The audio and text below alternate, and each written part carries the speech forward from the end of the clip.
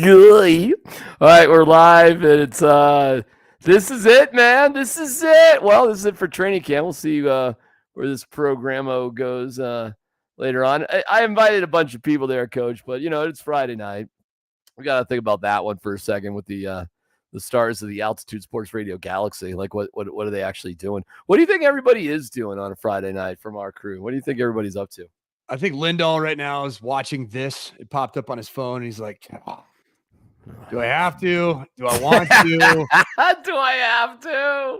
I think Vic's probably doing some type of celebrity appearance right now currently. Right. That makes sense. Yeah. Even if it's not official, there's some type of celebrity appearance. I think Moj might be a few deep, he's probably a few deep at this point. I think he's probably a few deep, and wherever his wife is, Bear, he's just, that next, wherever she wants to go. So unless she wanted to be on this podcast, I think probably won't hear from him. And then we know for sure that Krecker right now, he's probably on the John, reading Phil Steele's college annual football preview magazine, breaking down the analytics of Mountain West football. He's probably looking at San Jose State under new head coach Kenny Amalolo. Well, you never know what the Spartans are coming up with. You know what I'm saying? Like, you got to know. You got to know what San Jose State's up to. I bet Dempsey's like on a fancy date right now. With really? Oh yeah, I'm just guessing. I'm throwing out there. I like that. I mean, look at Dempsey. Tell me he couldn't do all right on Bumble or. Yeah, I think he's doing pretty well. My guess is that he's doing fairly well. So. No, I would assume that's true. All right, Kaner. I don't know, Kaner. I always just picture Kaner's just in his garage that has like a bench nearby, and like there's a TV with rabbit ears and a cooler of 6-packs just sitting there, like with a lawn chair with like a broken strap, like where you sit down. He's just sitting there, with like some tools nearby, just like with a hat and 4 days of growth. You know what I'm saying? That's just like Kaner. He's just like a dude. What about Columbus? Do you think he's at the CU event tonight? No, Columbus is like halfway between taking kid 3 someplace to pick up kid 2, figuring out what the hell where kid 1 is at. Tyler just runs around, man. That dude is like the ultimate taxi cab. Although actually, he's probably just getting off the field with his football team. Actually, he's coaching ball, man. I know. Yeah, dude, he had a playbook that was like 40 pages deep for a bunch of 12-year-olds in rec football. Which, good luck on that. Yeah, he's trying to follow in the footsteps of Peyton Manning, making sure that these 11-year-olds are getting an NFL offense. Speaking of Peyton Manning, nice little segue. Yeah, I didn't see him today, but he was there. I saw it on the socials that. I mean, I named my firstborn after him. My daughter, same spelling. Really? He was my guy. He was my idol as a quarterback. Never have met him. Oh, yeah. So my firstborn child. We were actually we were living in Kentucky. My daughter was born. When the same year that the Colts went to Peyton's last Super Bowl appearance. Mm-hmm. I can't believe I don't remember who they lost to, but his first one. Well, he beat the Bears. Who did he lose to? Oh man, shoot, man, got a blank. Damn, it's an NFC team. Yeah, he lost the Super Bowl. Somebody will tell us in the comments. Yeah, we'll get that dialed up. But anyway, so I named our firstborn, Peyton, and he was there, and I still didn't have a chance to say hello. Would you be nervous to meet him? No, I'd just be excited. Like because I think there's so much. I mean, I studied him as a player when I was a player in college. I used his teach tape, for how he works the pocket. Yeah. I'd just be excited to see him. Mike, I gotta tell you, I kind of went. First of all, we were all excited to get Peyton here. Okay. And then it was obvious that he wasn't 100% healthy. In the Super Bowl 48 sucked. He was not healthy the next year. He wasn't. And I was a little bit rough on him. I was. Maybe unfairly, frankly. Does he know? Oh, yeah. There's a very, very famous Peyton Manning clip, and it's called the Media Injury Report. And he hadn't mentioned me by name, even though I've been around him for 4 straight years. And this was in his final year. So he's at his locker, and, he definitely was hurt. He definitely had some injuries going on. And you got to look this up. It's got to be out there somewhere. And he goes, hey, man, it's like, why do we, do injury? Why don't we do injury reports for you, Kliss? you got you got this groin thing or something. And DMac, his throat is probably all sore from giving me such a hard time. And he's probably got a rash. And then, so I got mentioned second by name by Peyton Manning, like in the media injury report. And it really took me back. It took me aback a little bit, but in a cool sort of way. And I haven't really talked to him a lot on a personal level. Yeah. But I've been part of interview scrums with him. Dude, countless times, seriously, countless times, bad times and good times. And to get mentioned by name in the media injury. And here's what's really fucked up. I really did have a rash at the time. I don't know why. I'm not joking. Like, the kind of rash that can be cured by some penicillin, DMac, or what? I was just like, road rash, biking, running, one of them doodads. You had a little Grendel gravy situation. I had a little thing like that. And it was kind of like, wait a second, how did he actually know that? So guess who the team is that beat Peyton Manning? Who? It was Slim Shawnee. Oh, my God. Of course, oh, my God. Of course we should know that. I'll give you another great one about Peyton. Tracy Porter had that interception in that Super Bowl. That was the onside kick Super Bowl too, Slim Shawnee. Tracy Porter. So Tracy Porter has that interception. You realize Tracy Porter played for the Broncos when Peyton Manning was here. And, wow. Yeah. And at first you would think, oh, isn't this going to be kind of a fun little thing, right? Here's Tracy Porter. Now we're teammates. Nope. Wasn't fun. Wasn't funny. wasn't a chuckle fest.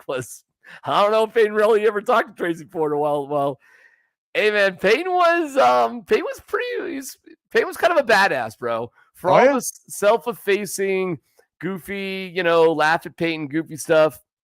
I'm telling you, brother, Manning was a badass on the practice field. He was a badass in the meeting room. He was a badass in the facility. I got a lot of great stories from some of my friends that were in the Broncos facility. One of the ones that I heard it was a great story that every single morning during the regular season, I think even maybe the offseason, certainly training camp, Peyton wanted the cafeteria with all of the different, televisions that were all the way around the team dining facility. Yeah. He wanted none of them to have Sports Center, none of them to have NFL Network, none of them to have anything that at the time he was like, CNN. I don't want anybody to listen to any of that crap when you start your day off. So one day, apparently, like Sports Center was on in there, and he flipped shit. Like, he went nuts. And he had his exact omelet order waiting for him at the exact same time. And I heard one time that omelet order wasn't ready at the right time. Oh. And he did the same thing. And it's funny because you could look at that as like, oh, that's a spoiled quarterback. Nope. That's a pro that has an exact routine. Oh, yeah. Screw up his routine and his preparation, all hell breaks loose, rightfully so. Andy Lindahl. Andy, you don't have to stay with us if you don't want to, bro. I I can give you guys 15 minutes. We just got to figure out dinner. You're family men, and yeah. You come home and nobody's made a decision. Nobody's done anything. So all right, I just sort of bombed everybody. I'm glad you picked up, but whenever you got to go, you got to go. I will say, and I'll get Andy, maybe you got a Peyton Manning story because he was out at practice talking to Bo Nix, and that was cool. Also, I do have video of Bo Nix. The fans are great. Like, we can't shoot things media-wise, but the fans can. So I got a bunch of little Bo videos here and some sound and all that sort of stuff. And I had a conversation with Pat Shurmur tonight. How about that? I'll get to that. I'll get to that story here in a little bit. That was unexpected, so I can get you that story in a bit.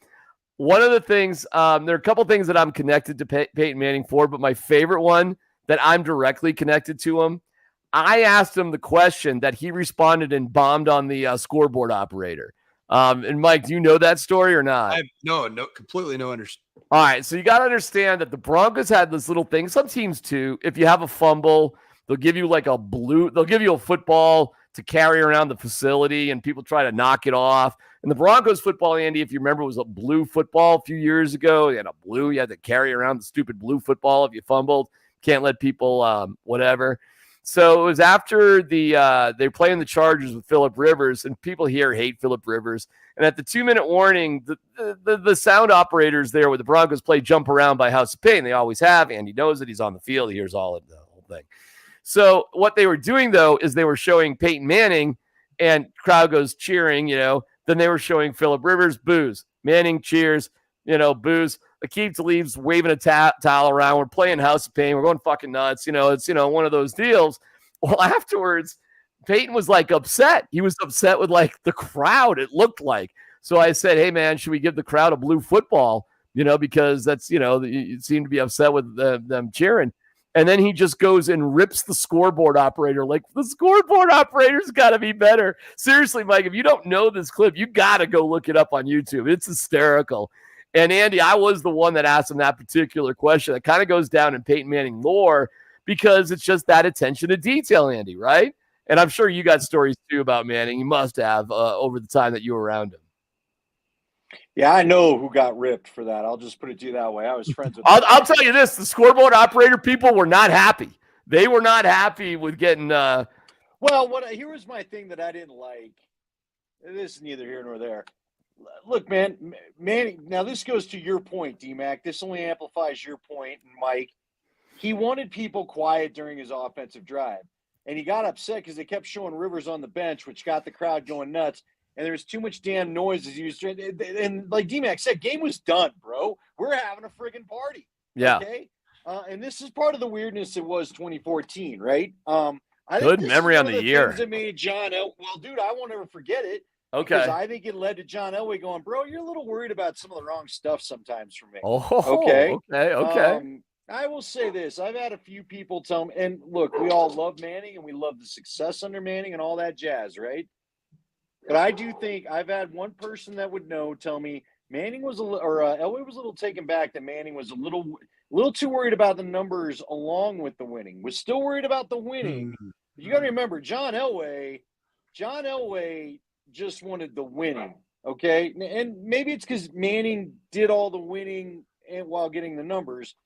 But I can remember, I mean, look, ask anybody from the Super Bowl teams. Mike Shanahan walked in the night before and basically told them before Super Bowl 32, he said, or maybe it was even while they were still in Denver, but he said, we're going to win this fucking game, but John, your numbers are going to be great.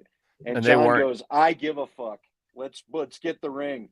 Yeah. And so Mike had warned John, this is going to be an ugly game for you, brother, but we're going to get it done. I remember our buddy Stink was telling me, Stink said,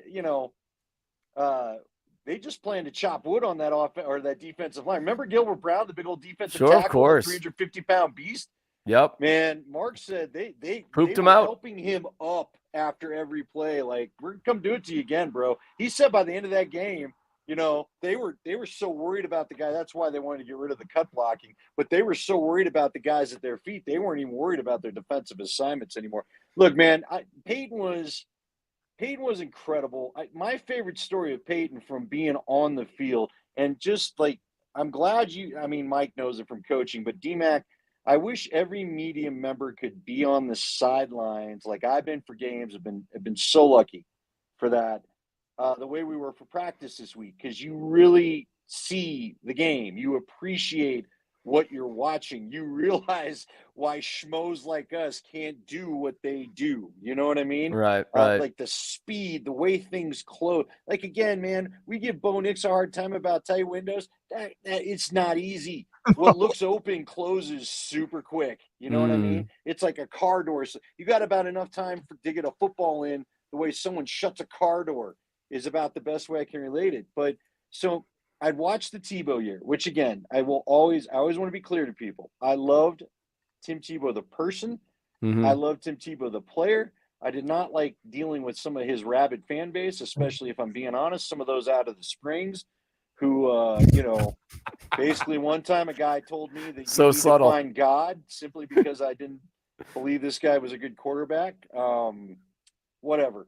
But I enjoyed Tim himself. I've told you. Yeah, I liked don't him like too. Robbie either.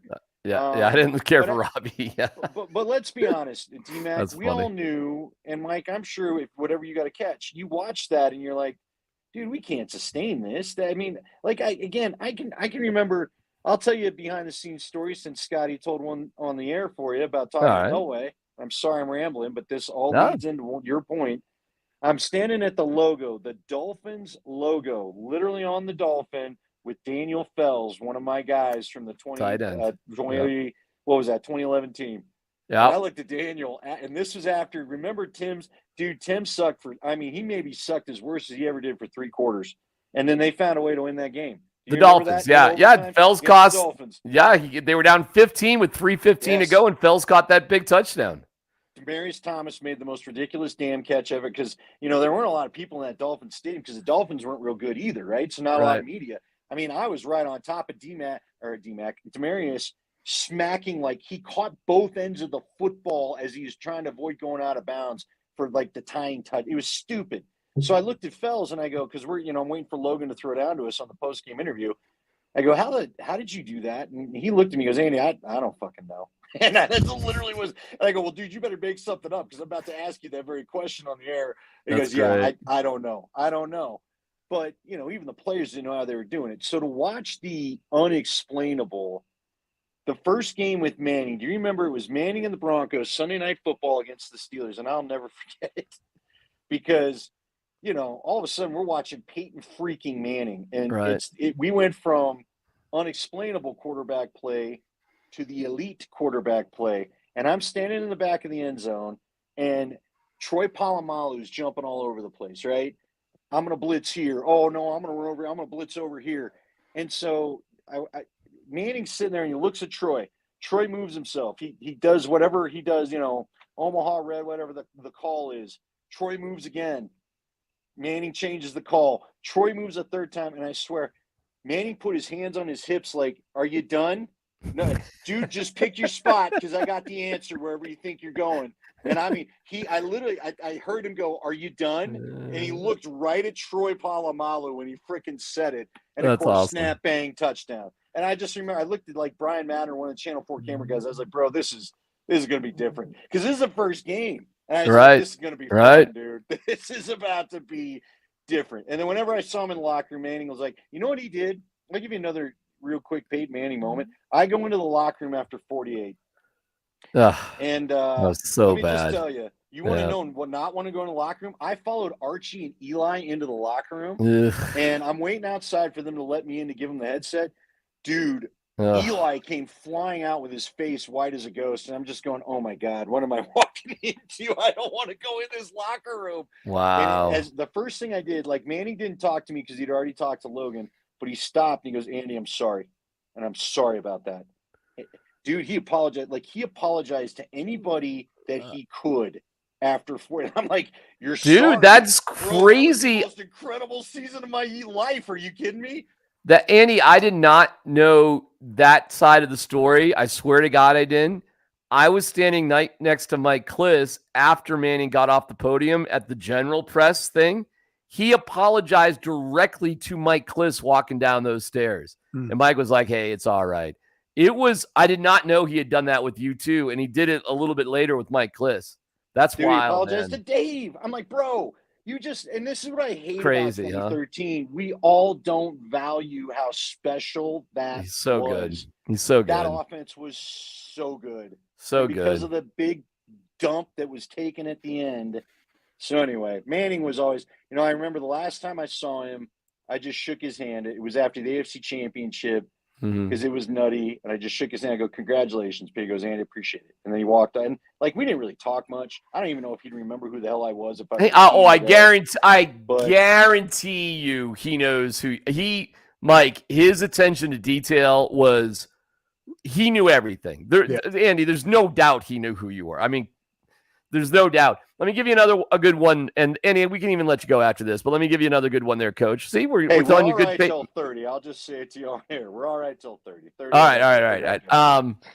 So I never asked Manning for a one-on-one, except I was writing for Mile High Sports Magazine. One time in 4 years, I asked him because I was writing a story about Mike Harrington. Mike Harrington is the dude, if you notice, Coach, who snaps the ball to quarterbacks. I don't know, the equipment guy. He's equipment guy. Right. We called him Flip, right? No, Flip's different. But right. This is Mike Harrington, Hans Harrington, Mike Harry. Sometimes they call him whatever. So I'm doing a profile because this guy's really unique, man. He's been snapping. Now think about this for a second. How many quarterbacks have gone through the door in the past 15 years for the Broncos, right? Is he still there? Oh, yeah. Yeah, he still does that. He was out there today snapping a Bo Nix. What is he, probably 50? Oh, God. Oh, man. He moves all right for 50. Well, yeah, and he's built like a 5'8", 240-pound fire plug. You know, he's just one of these. I know exactly who you're talking about. One of these dudes. He's like a professional snapper.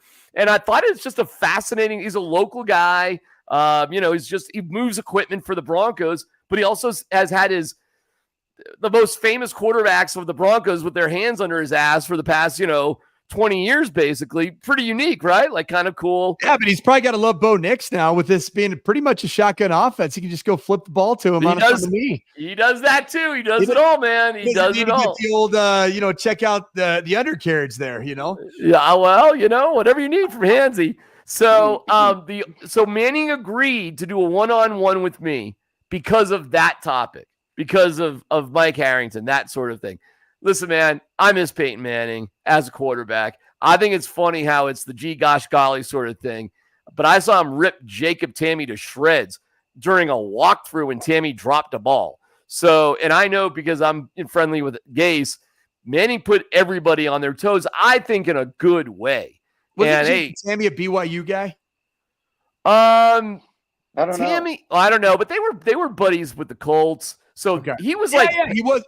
It's 100% right. He was a BYU guy. Okay, so his high school teammate was my college roommate at Boise State. So that's how I know the name. Wow. Jacob Tamme was the most. I mean, he was tall, but he dressed like a nerd, and he was the most unlooking professional football player. Aside from just being tall, like there wasn't anything imposing about Jacob Tamme. But good dude. Manning had like a crew. Like Tamme and Dreesen and Stokely, DT. Dreesen's such a good dude. He's got good stories too. I think Dreesen is still part of the crew now, actually. But because Manning still has a crew of guys, that sort of thing. But they were beer drinking, hunting, fishing, kind of country music listening, outlaw radio. You just describe where I live in Weld County? That sounds right on brand. I'm not going to lie, Mike. I think you would be best friends in about 30 seconds with Peyton Manning if you got, never mind his freaking obsession with college football. Andy, am I right about that? I think him and Coach Mike would be like, it'd be good. So should I lead with the fact that I named my firstborn a daughter? No, don't be a creep. Never mention that. So I should finesse my way. Maybe later, like when we're sitting around a campfire drinking some cold beers. But dude, I was the OC of Notre Dame, and you'll be best friends for the rest of your life. Like Andy, right? Something like that. What the fuck is? By the way, what the hell's happening to Andy? He's fading off into the mist right now. I'm on the front porch. It's getting dark outside. Baby. I know. Look, man, I ain't staying in the house for this tonight. This is Andy. The seriously. Sun we just entered Lindahl after dark as the sun just like literally it'll up the ratings. I'll tell you that. Nobody needs to see this face any more than they have to. All right. Well, there you go. You know what, Mike? If you brought up a formation and how you would do whatever off, Manning talked to you for 3 hours. Oh yeah, I would do that. I bet you've coached somebody who has caught a touchdown pass from Peyton Manning. And the trick. Well, one of my really good friends, Aaron Moorhead, we coached together for years at Stanford. That was one of Peyton Manning's main targets. It was like a number 3. Oh, well, there you go. Yeah, he's tied with. Now Aaron Moorhead's the wide receiver coach of the Eagles. Oh, so if you just went, hey, Peyton, it's great to meet you. I'm buddies with Aaron Moorhead. The end. There was this epic time. This is really cool. There's something like 40 guys who have caught one touchdown pass from Peyton Manning. Like 40 dudes have caught one. And he sat there and remembered all of them, basically. It was Andy, I don't know if you remember that, but that was like BK asked him. Remember that? BK asked him. Brandon Cristal asked him. Okay. Can you list the 40 guys that have caught one touchdown pass from you? We sat there for like 3 minutes or so, whatever, as he just went, all right, let me see. Boom, boom, boom, boom, boom, boom, boom. My guess is he started going through chronologically and then thinking about what game. He did. I remember that year. Against that one against Titans. Yeah, that was Jacob Tamme. And on we go. Dude, it was a little bananas. I don't know if he got all of them, but it was And there were like some wacky ones that weren't like position players. He got them all. Yeah, there was like, he got them all. Like an offensive lineman or something that he caught. I mean, it's like some crazy shit like that, man. It was awesome. All right, let's get to today's practice. Let's get into little bow action. You ready for this? Again, the fans coming through. So we're going to go with a bow red zone TD.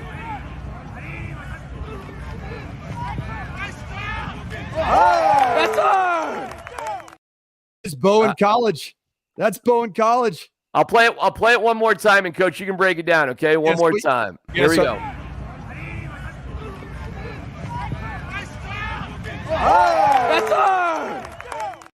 The left inside linebacker, is he committing to the run at the mesh, or is he dropping out in the pass coverage? That's a great look. And Sean Payton's adapting to Bo Nix's best attributes. And frankly, like his quick release, his quick trigger, and his ability to find really tight window throws on slants and glance posts in the red zone. He's a really good RPO thrower, and Sean Payton's he's buying in, and he's going to see some success in the red zone. All right, let me give you one more. This is a sideline pass. Let's go, boys. This is the NFL pass, right? You got to be able to make this one. Here we go.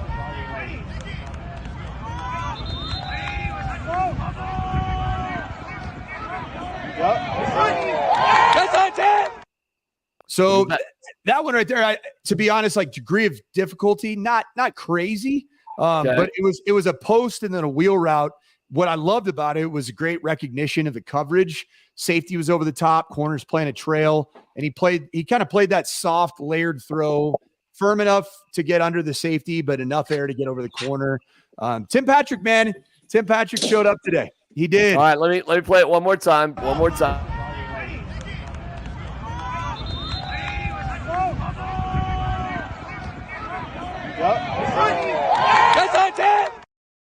Okay. Anything else we should know about that play?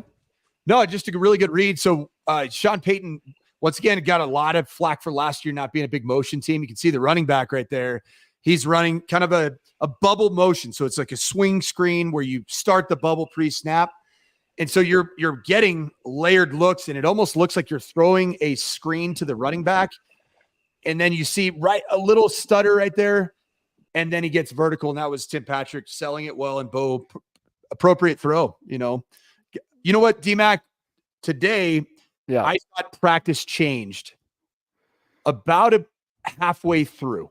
And I thought it was when the red zone period came about, and then it went right into the red zone. Okay. To be honest, like I think the national narrative, or no, we don't say national. The Denver narrative was that the Packers got their asses kicked today. Yeah. It wasn't that way at the beginning of that practice. Okay. It was okay. You saw the talent of the Green Bay Packers. You saw Jordan Love throwing the ball all over the park. If you want to kind of hear about the first impression of the first hour of practice, listen to Dempsey and Company on our podcast. You can find it anywhere you podcast. And listen to Mosier come in and gush about Jordan Love. Now, Bo Nix came alive during that red zone period. The Broncos defense came alive during that red zone period. And then it continued on to move the ball, continued on to a red zone, or a 2-minute situation. And the Broncos won the day. They won the day. And they won it because they won the situations that matter the most. They won the red zone. Bo Nix has been fantastic in the red zone dating back to the Senior Bowl.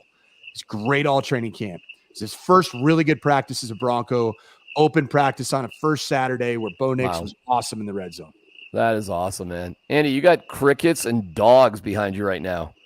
Dude, I got everything going on. I don't know what's going on with my Wi-Fi. I don't know. It's Andy, let's just let you go. You're a hero, man. You do everything. I'm just letting you go and have a good Friday night. I'll tell you this, really. Look, we talked about the secondary last night. Mike can talk a little bit more about it. Jeff Legwald, who I did not talk to about our little chat that we had, he came in today and he said that they made it a point of emphasis to watch the motion, and he thinks that they did much better today. So even though they look better, I feel like maybe they listened to our podcast and corrected some. That's all the altitude power that you need, right, DMac? So you got it, buddy. You boys have a good Friday night. All right, pal. We love you. Appreciate you. I'll see you Sunday after the game. How about that? All right. Sounds good, Andy. You're the best. We love you, pal. We'll see you later. There you go. All right, let's hear from some Bo Nix. Got some sound from Bo. Don't forget, I had a conversation with Pat Shermer. Yeah. I'm sure you're curious about that one. Teasing it for a later segment, shall we? It. And a non-football a moment of zen, a moment of awesomeness. So all still to come, but here is Spo chopping it up about today. Was it first start for you? What do you think that's going to be like? Well, I'm excited. I think it's a great opportunity. Get out there and get the flow of the game early and go and get a few drives in, and excited to roll with those guys, and excited to be on home turf. First one, going to be a good time. People talk, Bo, about your tremendous poise that you showed last Sunday against Indianapolis. Is it just kind of normal for you? I mean, you're a guy who started in high school in 9th grade. You started as a true freshman. Is this just poise normal for you think, or what? Yeah, I think so. I think it's just taking the moment as it is and going out there and making the most of it. Always, definitely want to have certain things back, but I learned, early that, poise is always good, and you have to learn the experience and learn how to, I guess, become poised. And been through a lot of different moments to where, most everything I went through on Sunday, I've been through before. So a lot of experiences stacked on top of each other, and that's what kind of creates that calm, I guess. It's amazing how he feels like a guy who's been here before, Mike. Well, he has. If you think this press score's pretty large, they get a lot of coverage down there in Auburn and in the state of Alabama. Trust me about that. So when you played in the SEC and you played for one of the Big Five programs, at least traditionally in the SEC, you're ready. Oregon, always in the national spotlight. This isn't his first rodeo, man. He's been doing it for a long time. No. And it shows up not only in how he handles the media, it shows up not only that he doesn't get caught up in the opinions of the sheep like myself. He gets caught up in the preparation. He gets caught up in the performance. Let's just be honest. There's not a lot of Bo Nix press conferences that we're going to glean that much from. I mean, they're not very insightful. I wouldn't say they're very transparent. But he's a professional. He's a pro, and he's done this before. And he knows that he wants to do everything to do his job with the media, but avoid the national headline at all costs. And he does it to perfection. That's why I call him, and I'm trying not to be insulting with it. I do not mean for it to be insulting, but I call him Robo QB. And I'm trying to be complimentary with it. I don't know a better way to say it. If I can think of one, I'll use it. But this is a dude who you pull the string, and he's a quarterback, and he gets it. Well, go ahead. Sorry, D-Man. No, go ahead. Go ahead. You think about what a robot does, right? You're using the euphemism of Robo QB. A robot is never distracted. Right. It's a machine. Distracted. It's like I need to get from point A to point B. Yeah. And there's no thought of what's around me. And that's what Bo Nix does. Like, I'm going to answer this question to do the job, and then I'm going to go back to the film room, and then I'm going to learn what I did wrong, and I'm going to go take care of my prehab, my treatment. And to the point, like when we were on air today on PhD, he was out there for 25 minutes after practice, the only player still actively doing anything from either team. You know what he's working on? Because I know it, because I know the exercise. Okay. He was working on quad and hip strength to prevent any form of knee injury for 25 minutes. And he was doing it with the strength coach that was a specialist in prehab. Awesome. Sounds a little bit like our guy Nikola Jokic after games, just a pinch. Hey, man, I got a better name. Maybe I got a better name for him. What if I just called Bo Nix the Terminator? Let's make a deal. All right.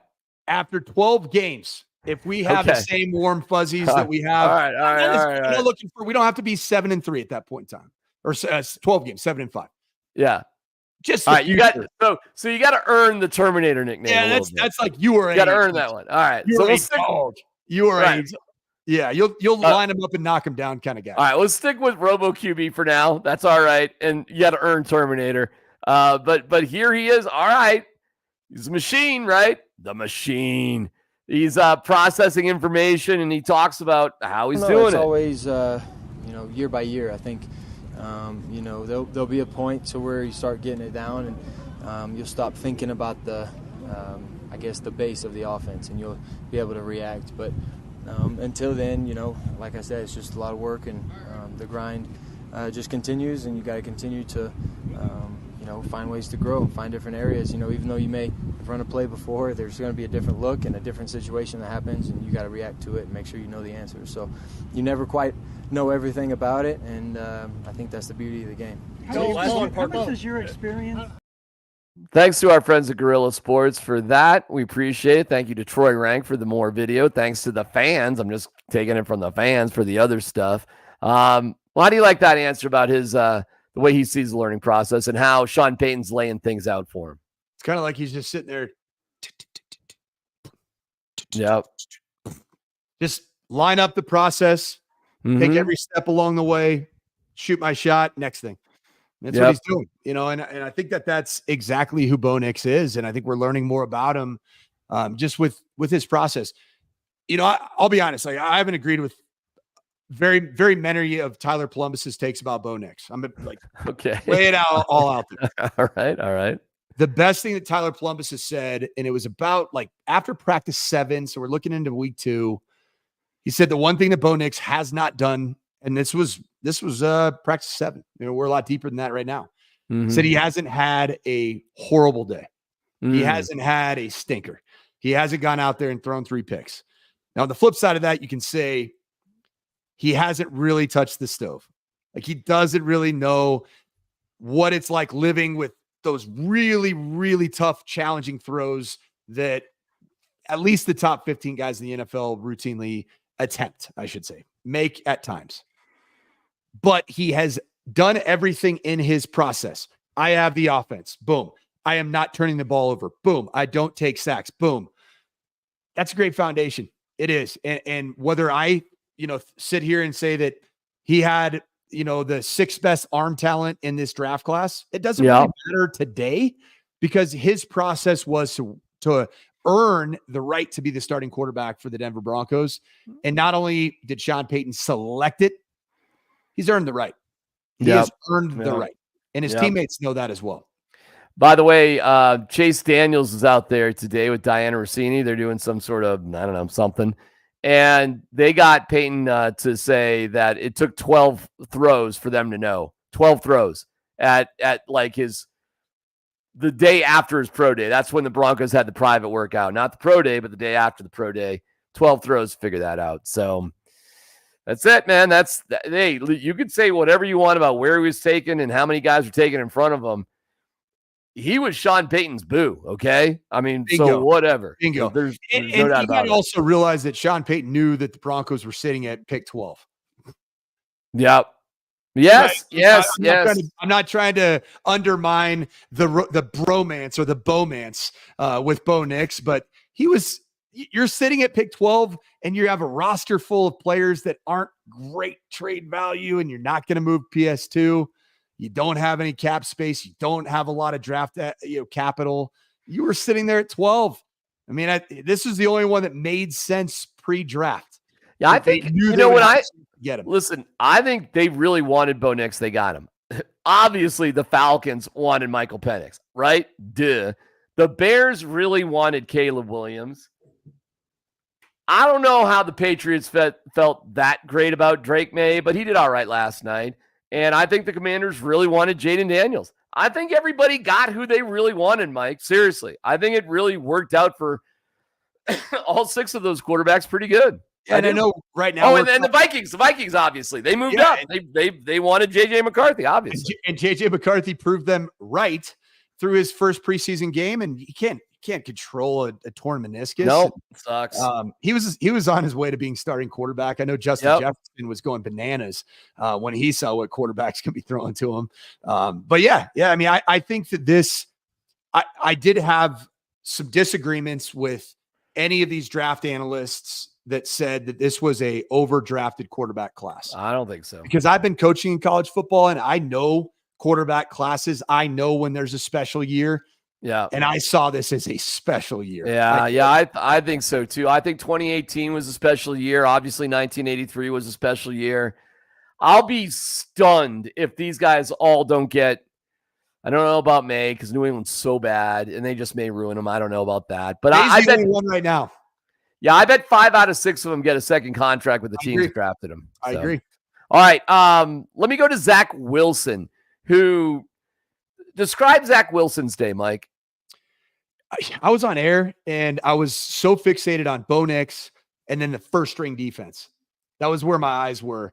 And so where we're at in that tent, when Jordan Love was going against the first string defense for the Broncos, I was standing on my chair, head above the tent, to look over all the bodies to see the far field.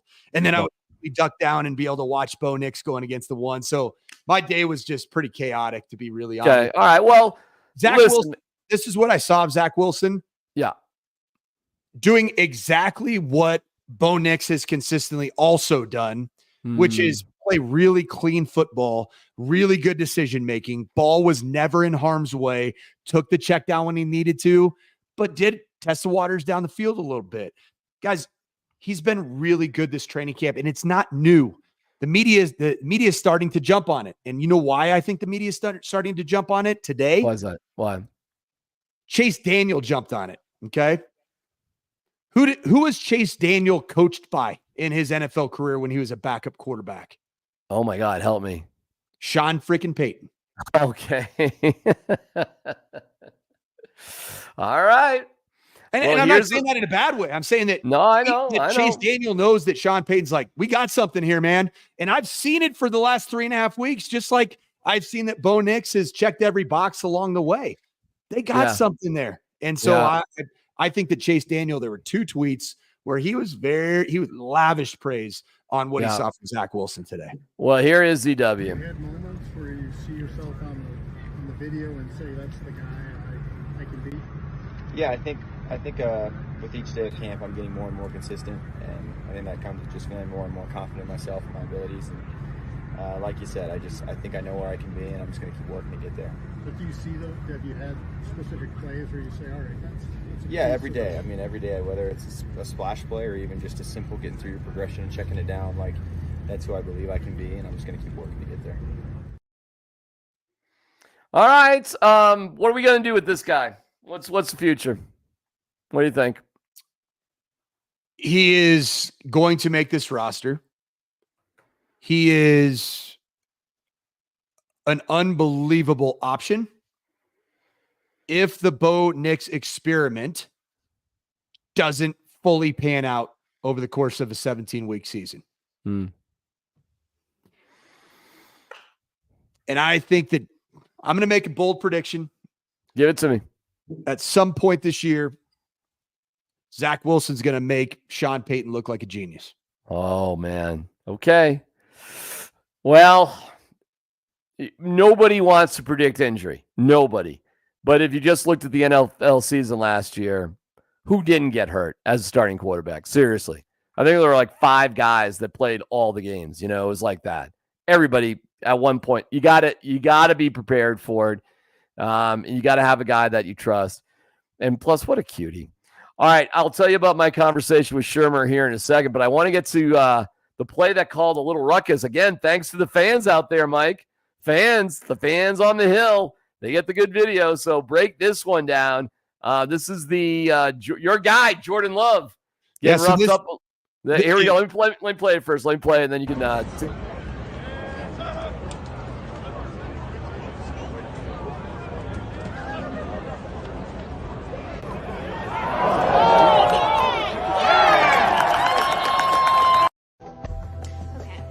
Recent polls. know what that is. I'm glad you didn't have any of those short films that people talk about. That your boy Scotty talks about. Nobody can hear you while the clip's going on. I don't have that technology, unfortunately. I wish I did. So we go to mute mode. So whatever you were saying, you got to repeat there. So I thought this was the turning point in practice. Up until that moment, to be honest, like the Green Bay Packers looked like the Harlem Globetrotters. Big receivers, all the different route concepts. Jordan Love he's showing people like Mark Mosier that have been waiting to see the ball push down the field. It's like every other play. It's a beautiful throw. Boom, boom, boom. Well, what a lot of people thought had happened when they were at the practice is that Nick Benito violated a code of, gentleman's agreement that you never hit a quarterback in a red jersey, especially in a joint practice, especially when they just signed a $53 million per year contract. And so I think Matt LaFleur was pissed. And I heard that Matt LaFleur was screaming at Nick Benito. Oh, wow. But then after practice, luckily I saw this, so I didn't lose my mind. Yeah. After practice, Jordan Love said that it was the arm of his own offensive lineman that was trying to readjust in pass protection that hit him. So the ball jostled up into the air. A lot of people thought it was Benito. Benito did absolutely nothing wrong. But I do think that the Packers certainly offensively got emotionally hijacked in the moment. Okay, interesting. And it swung the Broncos' way, yeah. Yeah, because they thought that their guy, their franchise quarterback, next in the lineage of Bart Starr, Brett Favre, Aaron Rodgers, and now our $53 million man, you're going to mess with him, you got problems then. And I think the offensive unit got particularly emotionally hijacked. And frankly, from that moment on, I didn't think they didn't have nearly the swagger. It was almost like, let's get the hell out of here. Good stuff, man. Fun practice, and we'll be out covering the game on Sunday. And, we keep just rolling. We don't stop now. Football's football. Earlier tonight. DMac, we're just getting freaking started. Oh, no doubt about it. And listen, we had I got a moment of sports zen for you, and with a little inspiration here on the pod. That's coming up. I was out at South High School today. So here's my deal. I love riding my bike, right? Trek. I'm a Trekkie. And I didn't know if I was going to go down there and for the practice and the whole thing with the Buffs. But, dude, it was such a freaking brilliant day today.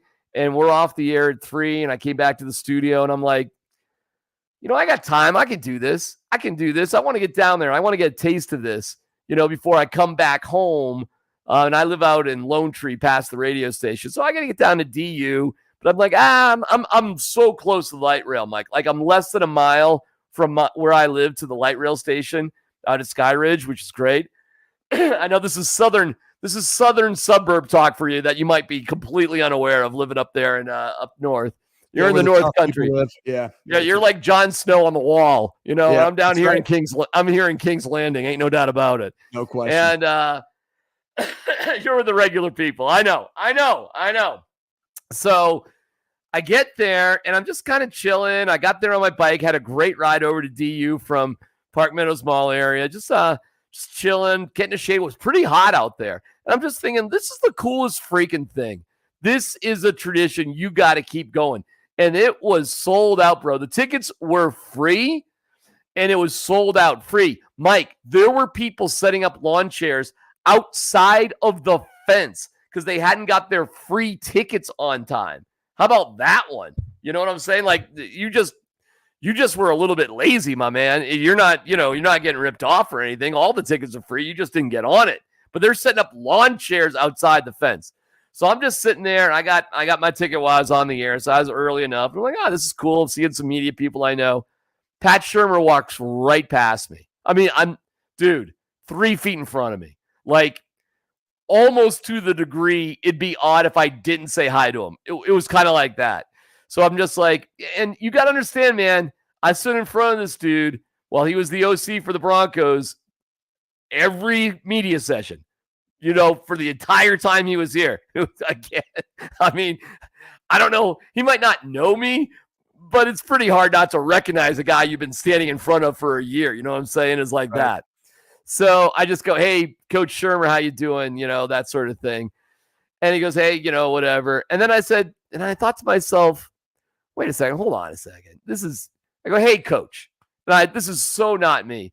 But I went up to him and I said, I really like what you said the other day about second chances and seeing things again. And Mike, I know this is tricky for you because of your CU connections, obviously, but you didn't have anything with Pat Shurmur, right? That had nothing to do with you. And I know he's doing the job that you were doing. So again, I'm not trying to be a jerk or anything. But what I do like, despite all the prime crap, and I don't want you to comment on it, I don't want to get you in trouble, but despite all that crap, which I really don't like, I really liked his response the other day, just saying, who knew I would ever be here back in college doing this sort of thing. And I just went up to him and I told him that. And hey, man, you've been blown out. I've been fired. We got that in common over the past couple of years, and so is he. And so I just went up to him. We're kind of the same age. And I just wanted to be like, I'm rooting for you. And I am. I'm pulling for CU. I know that might be harder for you. I don't know where you're at. Not at all. And I'm not, Deion Sanders ain't my cup of tea, okay? Flat out, period, the end. And I doubt he ever will be. But that doesn't mean I can't hope for the best for our local college program. And in particular, a guy who took a lot of shit, man. Pat Sherman still does, by the way, from a lot of Broncos fans. And I think a lot of it is actually undeserved. So I want to say it was cool just to give him a, hey, how you doing? And as soon as I sort of connected on that level, he was actually really cool. He was like, oh man, I really appreciate that. We just chit-chatted for a little bit and, he had to get going. It was a short conversation. But I think we can connect, Mike, on a human level, can't we, with the guys that we cover without being ridiculous.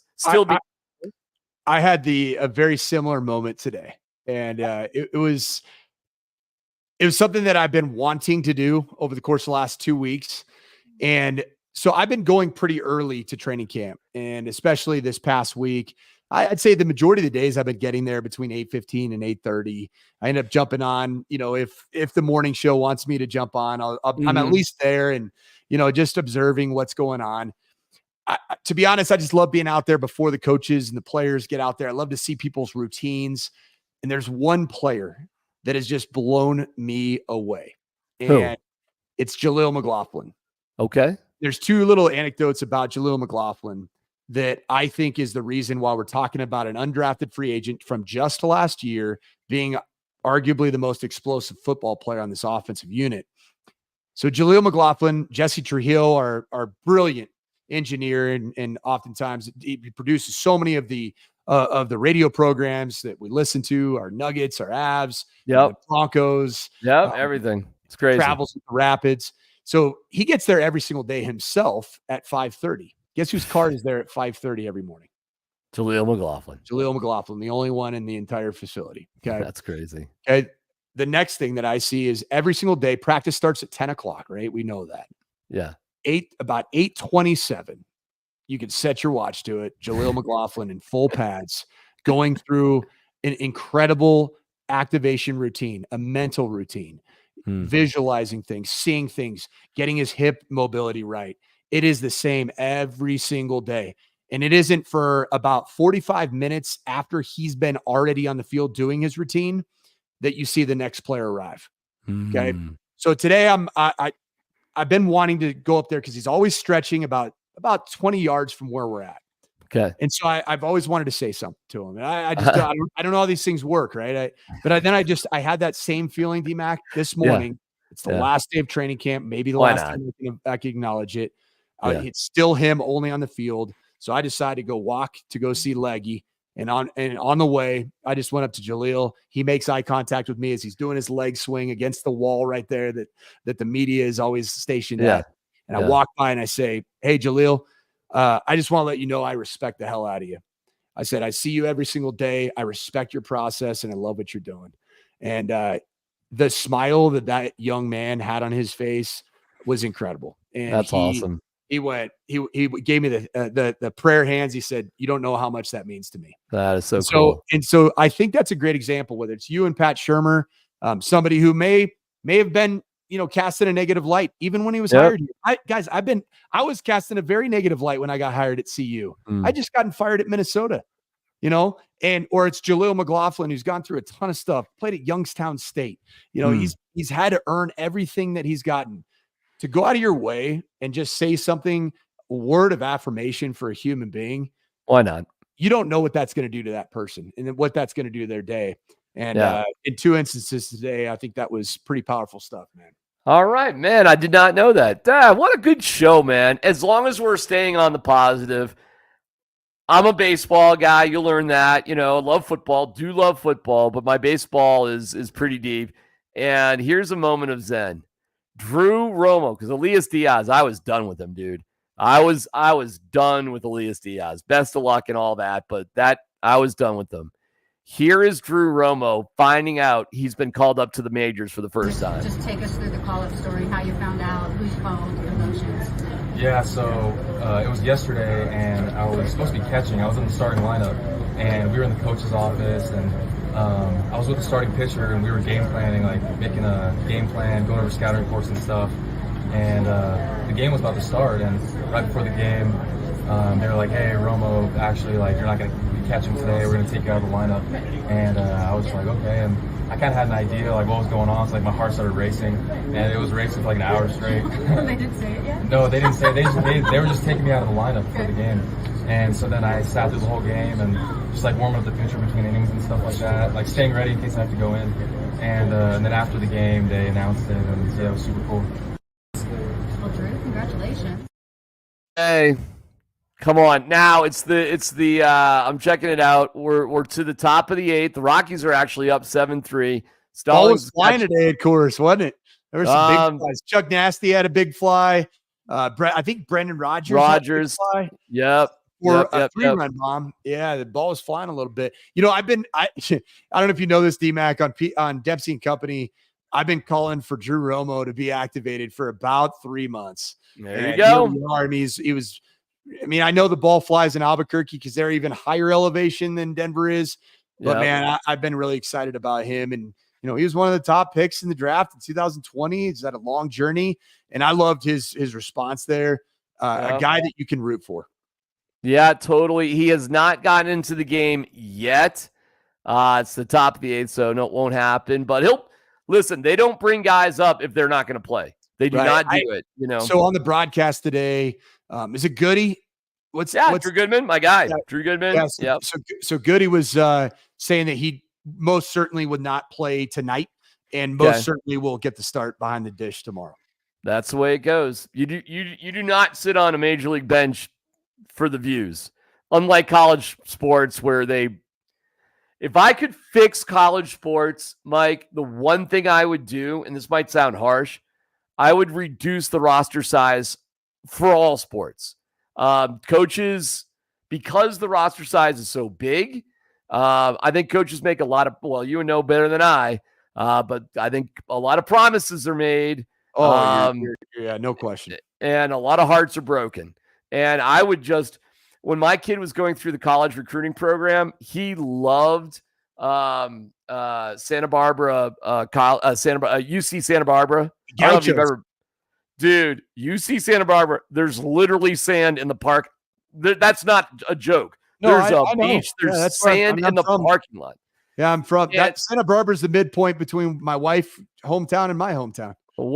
And he did get recruited by Santa Barbara City College and made an offer. That's the JUCO that's there. That would have been great too. Probably should have gone there. But he loved UCSB. And he went to 3 different camps there, was on a first name basis with the coaches. And it was like looking kind of good. And then we just got sorry, you can't, we're not going in that direction, that sort of thing. I would rather know that, okay, than what happened to him in Northern Colorado, where he was a preferred walk-on and they talked to him like, you're going to be part of everything, just to be fucked over because they went to California and I guess you bought an airplane ticket. So I guess that kid's better. I mean, seriously, it was like that. And we were just lied to. And it was crushing. So they got away with it because you could roster like 40 kids for a college baseball team, whereas Major League Baseball teams have 25. Listen, man, I get it. There's a lot of fun things about wearing the uniform and being Rudy. But most kids who even get talked to by college teams, they're not Rudy. They're really good fucking players. Really good players, all of them. And you should have to be committed to the kids, in my opinion. And the way I would do it is limit the roster sizes. So if you got a kid who's on the team, he's going to play. And that's just that. And when you look at a college sideline, doesn't it look a bit ridiculous? I don't know, Mike, how you even did it, knowing all the names on the kids on your team. And I'm going to guess you probably didn't know some of them. I knew every single, that was always my first objective. Okay. To know every single kid, meet with every single kid as a head coach. Yeah, that's always been a part of it. Hey, just to clear up something that I did screw up earlier in the program, we were talking about Peyton Manning. Jacob Tammy in our great comments here from 78 Leadhead was a Kentucky Wildcat.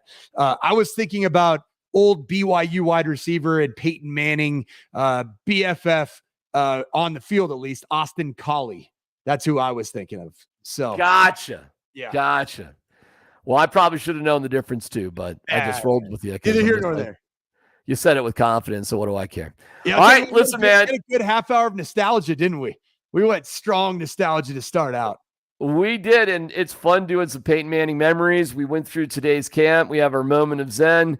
And listen, Mike, thank you for being such a good partner with this. This has been a blast through training camp. It's kind of like we'll see. We'll figure this out, whatever's next. I mean, this is too good, and look at how many people are paying attention and hanging out with us on a Friday night. Seriously, y'all need to get a life, but we love you. So that's awesome. Don't get a life. We like hanging out with you.